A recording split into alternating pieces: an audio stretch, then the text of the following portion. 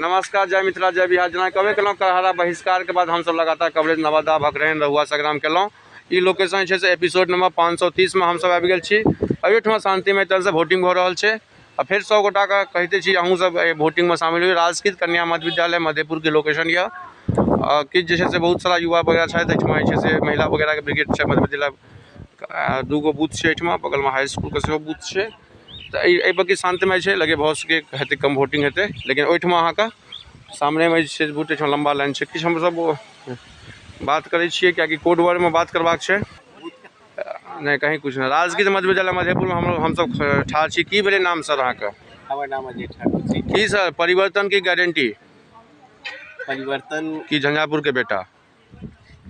कोनो भी छै पूर्णिया के बाद यदि हमसब चिल्ला के 1 महीना से कहलियै हँ, तो पूर्णिया के बाद हॉट सीट छै झंझारपुर लोकसभा बिहार में। परिवर्तन तो हेबे करते। परिवर्तन